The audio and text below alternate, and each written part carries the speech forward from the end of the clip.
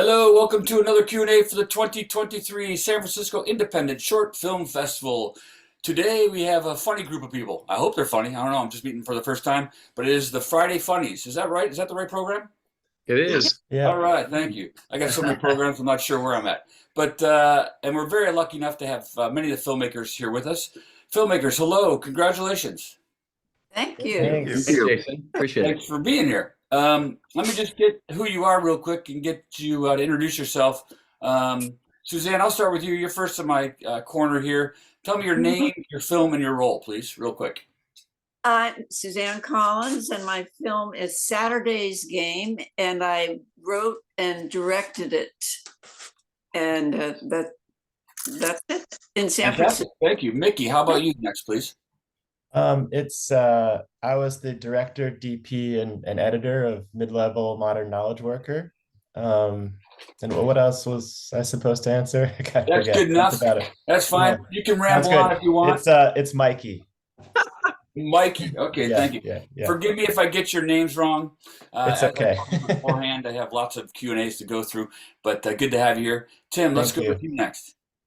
Hey, I'm Tim Neenan, a writer-director. I just directed Women of Substance. Just for directed. Katie Yeah, that's and no small Annie's. feat. Yeah. Good film. Good to have you here. Next is Serge, please. I'm Serge Rocco. I'm the director of a streetcar named Bizarre. I also wrote it and I edited the film. Fantastic. Very funny and strange film. Good to have you here. Am I saying your name right? Jay, Bad Vintage? Yes, my name is Jay Voulou. I'm the creative consultant for Bad Vintage, which was written, directed, edited by Ben Ailey. Good. Thanks for joining us. He's down with COVID today, so he can't be here. But Oh, Oh, he's man. given me notes of everybody's movies in question. great. Well, don't forget them or you're in trouble. And we wish our best to the director to get, hope he gets better soon. Thanks. And Jeff, next, please. Hey, I'm Jeff Lorch, director, writer, producer, actor, editor. I'm still scattered, still tired. Lovely film, funny films. Jay, since I'm on you, although I want to let you guys know I can spend an individual Q&A with each of you for an hour, but we don't have that kind of time. But Jay, Yes. what inspired Still Scattered? How did it start? Is it a self-biography? Ben, I'm sorry, Jeff. You're asking I'm with Jeff? I'm with That's Jeff. I'm with Jeff. Yeah, actually, a little bit of a biography. Actually, the impetus came from me being in therapy, like, I don't know, maybe 15 years ago, 10 years ago, something like that, for the first time after a breakup. Hmm. It's like my younger self. I didn't understand how to deal with heartbreak, and I was just depressed for the longest time. Finally, with the therapy, and I remember saying to my therapist, "Oh man, I'm just so depressed. It's so horrible. Like, we used to talk every day. We text me, and now it's like nothing. It's like she's dead." And he goes, "Well, actually, it'd be a lot easier if she were dead because you wouldn't feel rejected." And so, did you keep that idea with you? And That was that statement stuck with me for years. And then one day I was in this writing class, and I was like, "What if that could be like that could be the core thing? This person who can't handle being left, right. like, does that, That's great. That's great. Well, it definitely played well on screen. It's a good idea. Forgive me, Mikey or Mickey? Mikey. Mikey. Yes. Autobiographical, or did you spy on my life? Or, what's your inspiration? It was written during the heart of the pandemic, during a time of extreme social isolation. And I think I, as well as many people, were on their phone or working from home or at a computer for way too much time. And I started kind of writing a character description of a phone addicted young man who worked from home. And as that was all coming together, I realized that it was like this perfect voiceover to describe what I consider a lot of like young men in this country and who work from home for tech companies kind of experience. And I would say people in general. yeah, totally. Yeah, people in general. And so it just kind of came out of that time of the pandemic and late 2020, early 2021, when we were all glued to our phones. But it seems relevant even at this moment. It seems very Yes. Yes. true. Susan, where Suzanne, did yeah. your idea come from? Oh, well, I've been an actress for 30 years or more, and I belonged to a theater group, and we were all supposed to write a short play, but then the pandemic hit, and so I wanted to put it on film, but not film the play because that looks terrible. So went up to San Francisco and used my mother's house to make a little film, Ah, and thank goodness I had some help with excuse me, my husband and a film editor that's a friend, but we shot it on my iPad and iPhone, wow. and I had some wonderful actors. I know That a was a lot nice, that was a nice segue from Mikey's film about phones to your film shooting on phone. that's true, Impressive. that's true. But I had some wonderful actors that I know. I know a lot of good actors. But you didn't answer my question. Where did the idea come from? Oh, gosh, well, Who's cheating on who? some I'm just- experiences in my life I made up some of it, but some of it came from truth about men and women and their little frailties. Let's Yeah. put it that. Let's put it that way. Yeah. But I knew I had access to very good actors. That was very important to me. Yeah, the acting was very natural. I'll Yeah. ask you more about that in a moment. Okay. Jay, where did the idea for Bad Vintage come from? From real life. It's a comedy, and particular things were happening in the daily life of Ben Ely, the auteur. And so he put it into a comedy and gave it symbolic situations. Very cool. Serge, What is there to say? what? Same question. Just pure imagination? Were you smoking a funny cigarette, or did you have bad food? What happened? I used to have lunch in that in the park that is shown in the film, Yeah. and observe people and think about different ideas. But the thing is, I'm a big fan of the physical comedies like Three Stooges, Buster Keaton, and I love the Twilight Zone. So I try to blend, those different genres together. And I wanted to do something that I would love to edit because I love editing. So I was, I went crazy. I like the absurd, and I love, a twist. The story was a good twist, so that's my inspiration. It's so absurd. I just had to put it in. It was great. It is. Tim, can I use absurd for yours a little bit? But no, not Of really. course. But super funny. I enjoyed it. I'll just leave it at that. You answer this question too. Where did that idea come from? Very much from Anais and Katie, the two stars and writers of it. I'd worked with them a lot. I think it's pretty apparent that we came from sketch world. Right. They both were talking. All three of us sat down one day and talked about transitional periods, which we are all going through, like getting married, settling down. I just moved to do a lot of those things. Yeah. And their idea was they both would do as many drugs as they could before they had to get serious in their lives.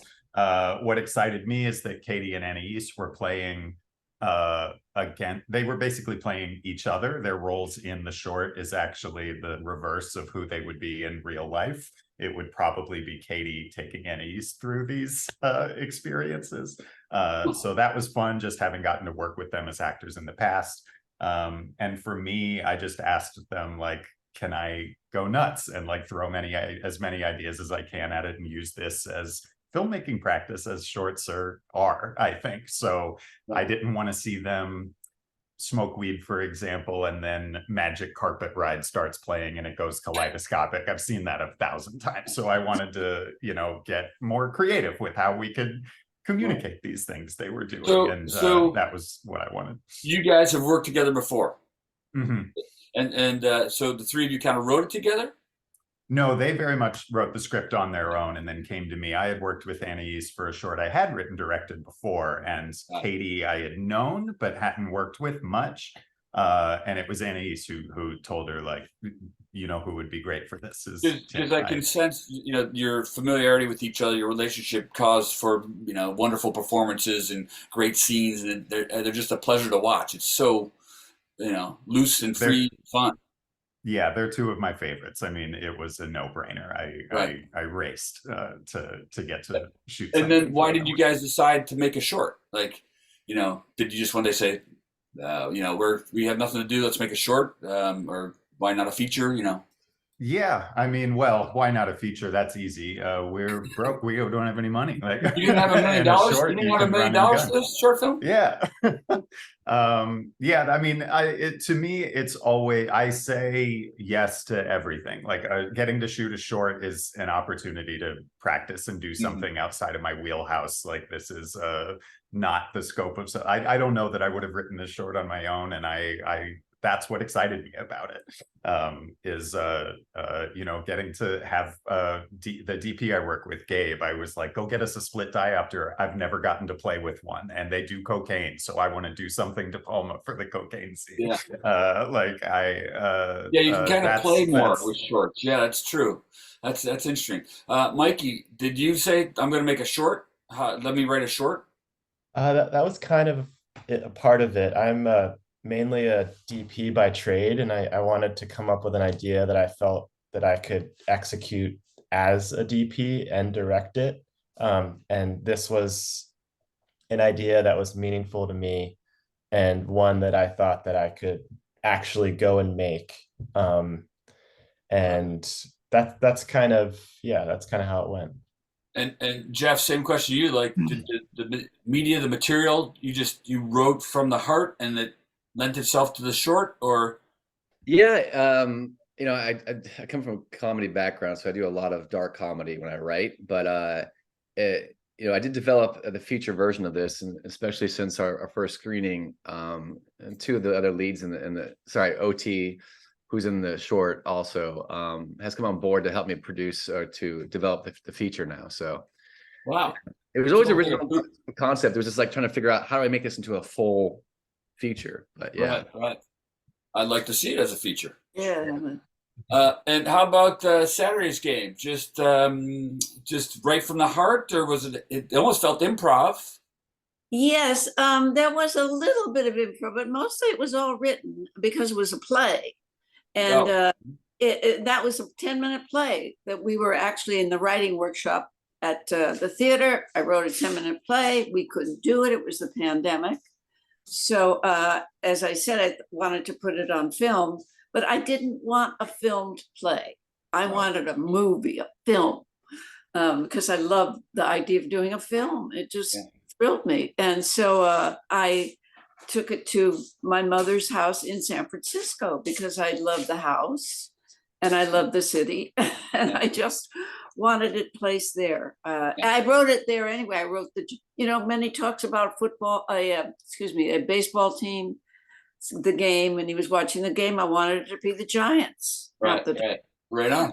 I mean, that's what I grew up with. I grew up in San Francisco. So and the story is just a classic to me, beginning, middle, end, to theater story. Yeah, it's nice, little tight. A little morsel of fun. That's my background is theater, and it's just a little beginning, middle, end. That kind of story with a little surprise, a little Henry surprise. Jay, let me ask Jay. I know you're not the writer, but you probably have the most, if you will, special effects heavy or trick photography, trick movie making. How challenging was that for the filmmakers? Ben is a very experienced production professional, so he did all of these special effects himself. He didn't do the animation, but the painterliness of it, the idea of taking a real life situation about romance and exclusion, to give it a treatment that would put it into a world where it would be safe to describe these situations, was essential to be expressed through special effects, because the idea is to put you into another world where there are profound questions to be asked. Yeah, it's a lovely film. I love the special effects, the animations. It kind of it blends it all together and makes it, facilitates the story so much more. Ben is very passionate about special effects as a way to create other worlds. He grew up in France, exposed to a lot of old art. Yeah. So one of his goals is to take antique art from a European tradition and put it as a way to signify the situations that we face in our daily world today through comedy. Yeah. Were you on set at all? A lot? Yeah, a lot. So did you see how, like, because the performances match the visual style, the stylistic nature of the film. I'll pass that on How to was that relationship with the director and the actors? very, very close. Ben is also an actor, so he knows a lot of people in the theater world. He's also works in a production company, so he does a lot of casting. So he has access to a lot of talent, and he worked with these people so that they could be themselves, essentially. They are cast as themselves in many ways. Maybe I'm saying too much. They look a little familiar. Are they Bay Area talent? Everybody in there is in the Bay Area. Right on. Yeah.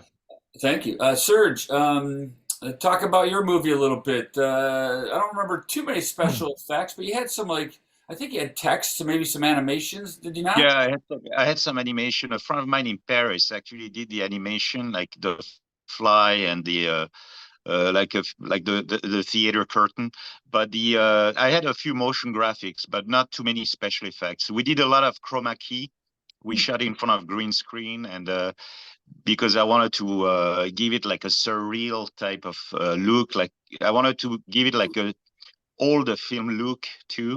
So but I didn't write it. I wrote it strictly as a short. I would never expand that as a feature because it's self-contained, and I have lots of ideas because you were talking about feature films before. I have lots of ideas for feature films, but that's in a different life or a different budget. Yeah, for sure. Well, and then the nature of some of the stories like that you guys have, just that's what they want to be, right? They want to be that length or that short, and they're perfect that way. They're meant to be that way. And your film is just so zany that it seems like that's its size, right? Yeah, Talk exactly. about, I wrote it strictly as a short. yeah. Talk about your actor though too. I mean, your film is very bizarre to some people, I would imagine, and I love it. But how did you cast that person? It's like he's perfect for it.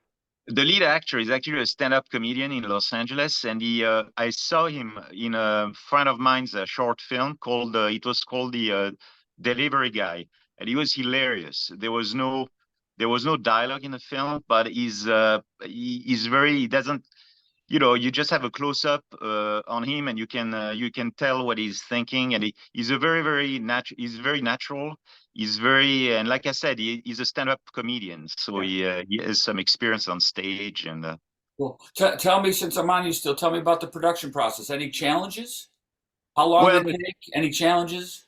well, it was guerrilla shoot, so I didn't have any permits, so I had to go there when there was nobody, and the weather needed to be nice.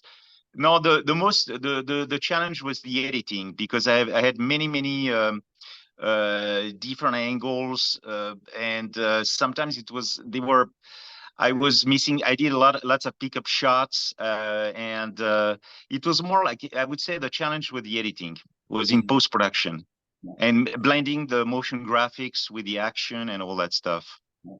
Jay, how about your production? Seems like the most challenging here. Not that filmmaking isn't challenging all around, but what were some of the challenges of your movie?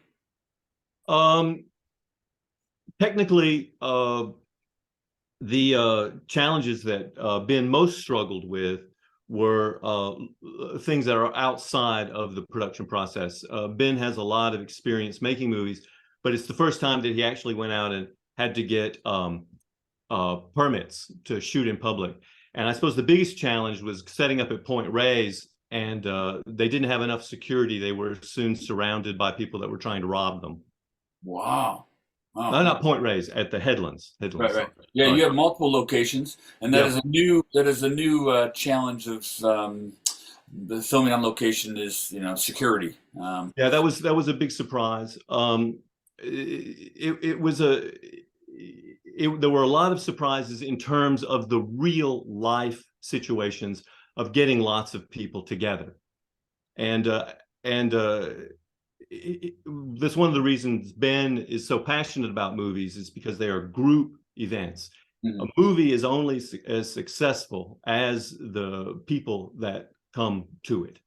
And that's why Ben believes that movies and theater have a very, very tight synchronicity. And he's very glad, very happy that the Roxy is doing well, because it's a place where people can meet and live a legend, live a myth. Long live the Roxy. Well said. Well, and you know what? Speaking of theater, Suzanne, I'll go to you. Must have been nice to be, just contained in your mom's house and with 3 or 4 actors. And tell me about the production process. Well, we did, the script was 10 pages. We did it in a day, which is like, I know, because we had rehearsed a lot, before on Zoom, we'd rehearsed, and then came into the house, and the actors were theater actors, but they'd done film, but a lot of theater actors, so they had it memorized, they had it done. And the house had skylights. And the house had, my husband's reminding me, the house had skylights. There was a voice that came in from the sky above you. Yeah, it's true. It's your husband. No, but the house had a lot of good lighting. It's in the Parkside area. Yeah. And it had a lot of, I grew up in that house, and I knew it had a lot of lighting, a lot of skylights. And so we had a lot of natural light that was good. And that really lent itself. The problems, we didn't have a lot of lighting equipment at all. So we had to use that natural light, which of course changed throughout the day. So we had to work around that. And we had something that happens in the script is the female, one of the crazy female lead has to climb in a window. So she couldn't, we had a shot of her outside, and then she had to climb up, but we couldn't do that. So how are we gonna have that happen and seem real? Things like that, that the house didn't accommodate really. So we had to figure out a way to do that, because you're not on a set. Right, exactly. Let me go to Jeff next with the same question. I'll ask everybody the same question. Challenges your film, a few locations, but you're also maybe kind of centered around the house the most, right? Yeah, I think that similarly the challenge was having the location, because it wasn't just like, oh, I'm shooting next door, or like it was distance away, and trying to find that house that had to be the perfect house for this spot, because it had to have all the elements of like the kitchen needs to be near this, and all that stuff. So that was the biggest challenge pre-production wise, is find that place, and then getting everyone there and the crew there for every day of shooting. So where was there compared to where you live? It's in Green Valley, which is like 2 hours north of LA. But it was far enough where we didn't want to stay on location, but not close enough where it's like no problem. Right. Yeah, the house plays well, especially with the closing scene on the swinging bench or the porch. Yeah. So I do a lot of photography too, so like that was a big thing of like I wanted the family there on that porch, Yeah, the wide shot, or the far away shot, if you will, just it played to the comedy well, I thought, Yeah, big chuckle at that last reveal. Mikey, how about you? A little bit more complex, multiple locations, kind of running the house. Yeah, we shot all of the interiors are in one home. So we spent a lot of time looking for the right home, and that was definitely one of our challenges, because we didn't have a production design budget. So we needed to find a home that had the artwork, the furniture, the kitchen, You didn't spend $1 million on this either? No. Yeah. It looks like $1 million. Thank you. So yeah, we spent a lot of time finding a house that was like curated to the character. That was really important to us.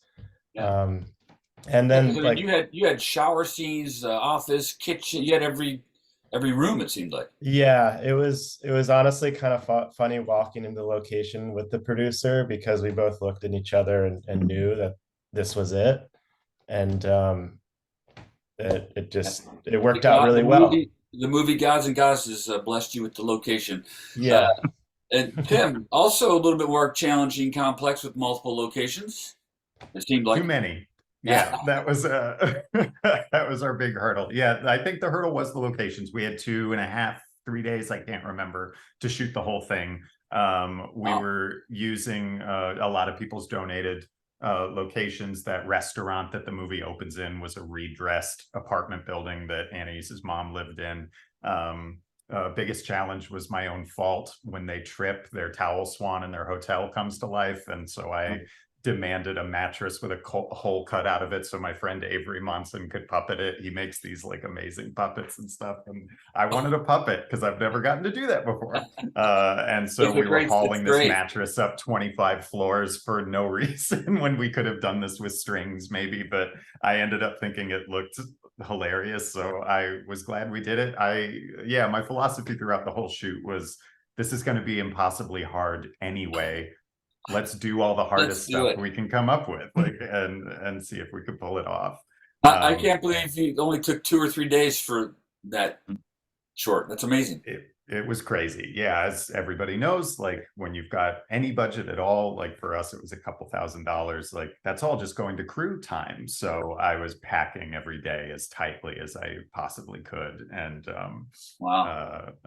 yeah, we were tired, but again, I don't know. Like if we're shooting for 3 days, I just want to be exhausted and have as much fun as we can. Wow, amazing. Well, so since I'm on you, is there a favorite movie making moment or a funny anecdote you want to share with us? Like that swan, that animated duck, or carrying a mattress up 25 floors, or that was that was it. I think that was my favorite one to shoot. That was the one I was most excited about. Yeah, it was very like we had to, this was her mother's apartment, so she was, of course, like, be careful. We were hauling her mattress out and replacing her bed with this fake mattress, and like shooting that scene with Avery's little feet sticking out from the bottom of the bed was making me laugh the whole time. Yeah, me too. Made me laugh the whole time. And they say don't use friends and family locations. Don't use locations you want to keep your relationships. When she said her mother was letting us shoot in there and turning her living room into a fancy restaurant, I couldn't believe it. Like I almost talked it, like I wasn't trying to talk us out of it, but I was like, does she know? Does she know? Like are you still friends? Like. Yeah. Are you still friends? Yes. Yeah. It worked out beautifully. Like no scratches anywhere. Good. Susan, how about you shooting in your mom's place? Dangerous. Yes, did you get in trouble? I was in a way, because we had mom go down to my sister's. I have a lot of sisters in San Francisco. So she went down to one of my sister's houses. And so we were shooting all day. And by the end of the day, she was not shouting, but wondering why couldn't she go home? And I was having to be on the phone with Vicky going, we're not finished yet. Keep her there. And when she came home, were you completely cleared out and she had no, I think we were, weren't we, Richard? We were okay. But it was getting a little touchy there for a while.